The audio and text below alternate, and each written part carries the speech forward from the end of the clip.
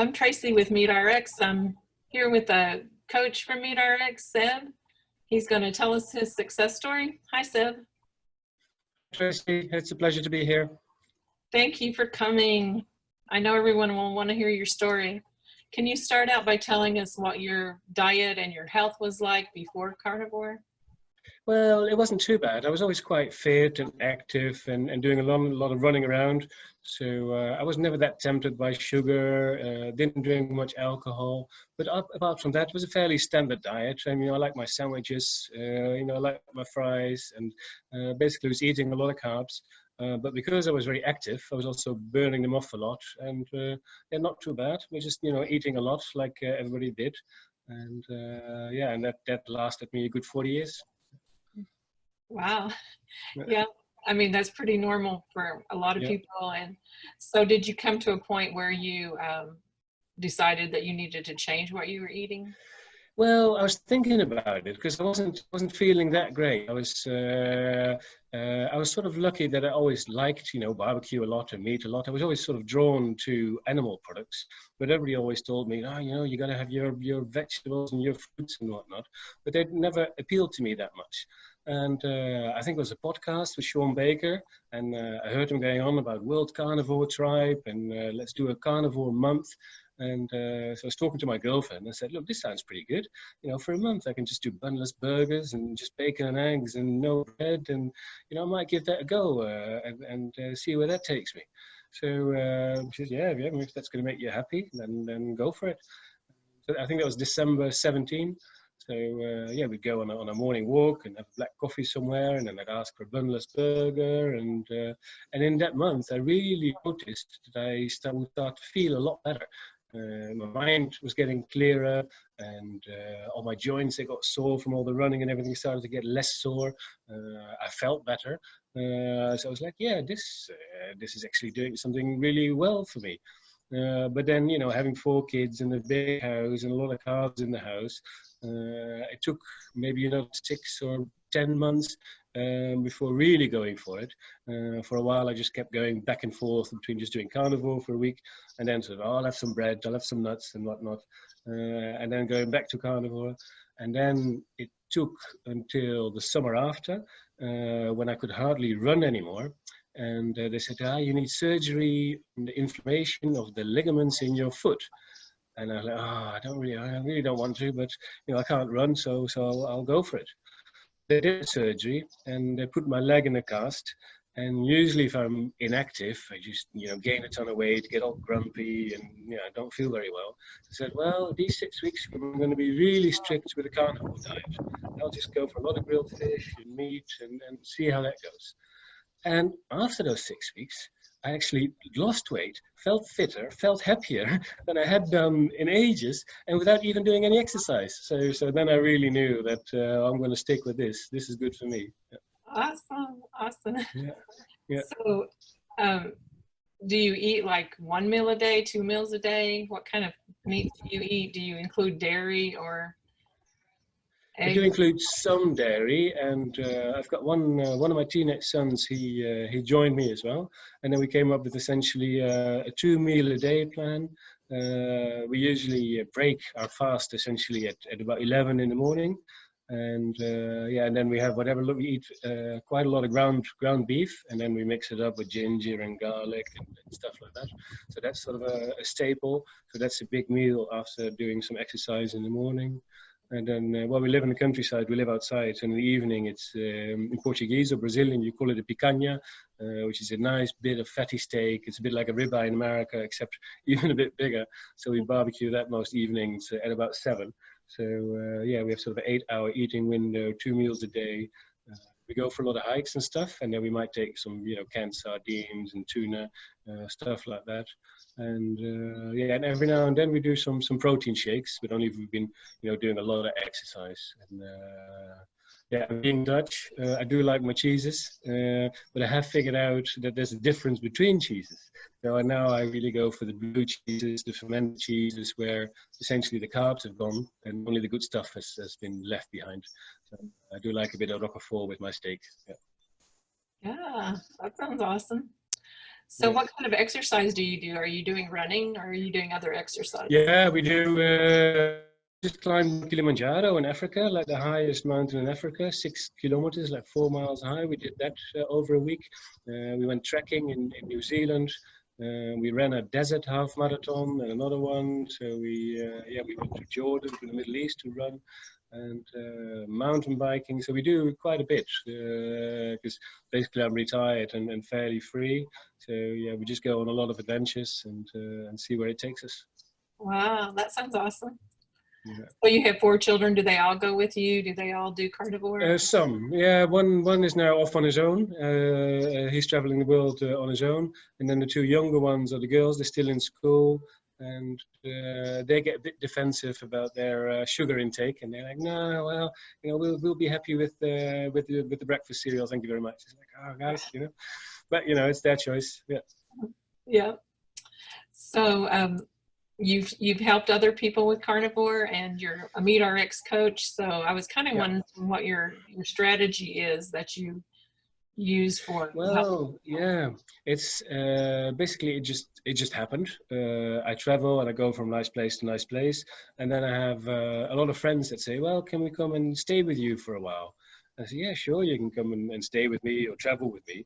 But to be honest, I'm on a carnivore diet, so I don't have any carbs in the house, and I don't have any alcohol or sugar. But if you like, you can eat all the bacon and eggs that you want, and we'll have good fun. And well, in my age group, there's also almost 50 years old. Mostly the guys are a bit overweight, and they are like, "Well, can I just eat bacon and eggs and steaks? That doesn't sound too bad. Yeah, I'll come. I'll try that for a week." So they come out and they try it for a week or 2 weeks, and they're like, "Wow, I feel better. I've lost 10 pounds. I feel fitter. How do I keep this up?" And so yeah, and then so from one thing led to another. Then I started looking into like keto groups and more diverse diets and everything. And one of the better things that I started talking to people about, how it clears a lot of the clutter in your mind. People are often thinking, "Oh, I really need this is important. I need my sugar fix now. I need that." And I find that with this diet, a lot of that falls away, and it gets to be much easier to just focus on the more important things, worry a lot less about food, and essentially enjoy exercise a lot more. Yeah, that sounds awesome. Yeah. So do you feel pretty strong then from you've been carnivore for quite a while now, haven't you? Yeah, a couple of years, and I mean, I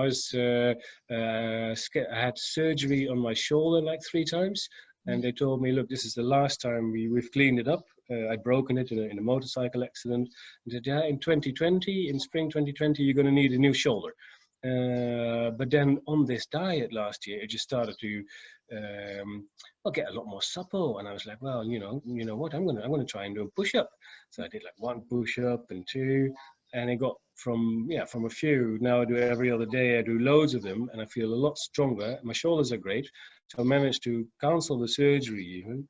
And now I just go around telling everybody who says, "No, I can't do anything because my joints ache or whatnot." I said, "Yeah, well, try out this diet, and you'll get second youth. You'll get 10 years added to your life again." Or that's what it feels like to me.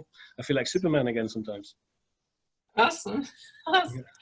So you almost like ran a little spa in your house, a carnivore spa, when people Yeah, come visit you that's and it.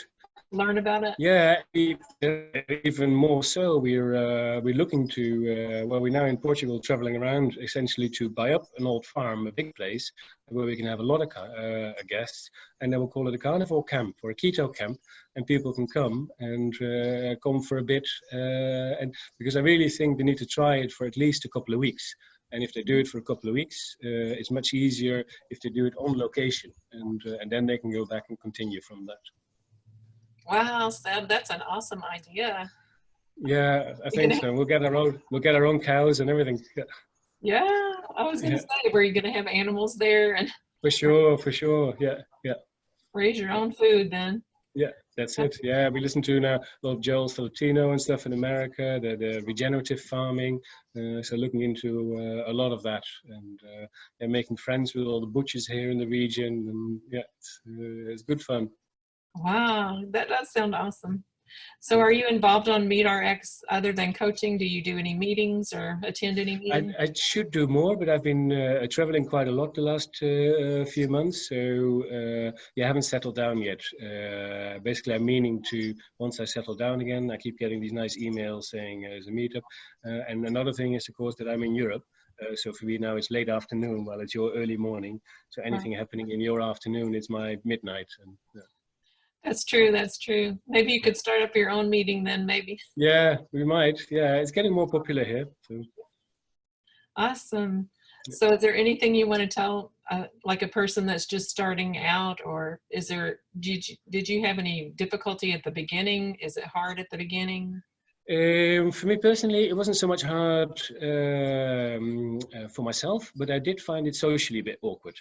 Going to restaurants and they would make you some nice food and you'd only eat the animal products part of it.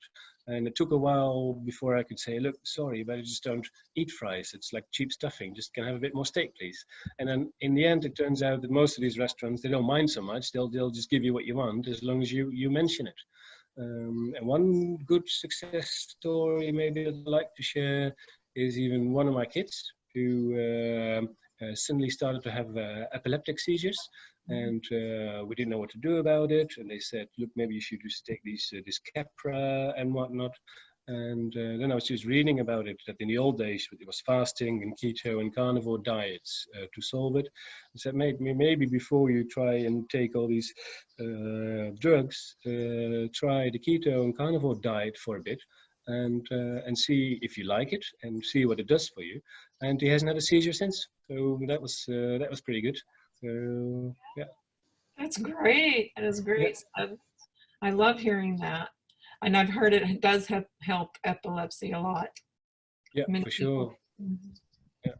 Awesome. I'm now hoping to also essentially put it to work for people with like alcohol trouble and stuff like that.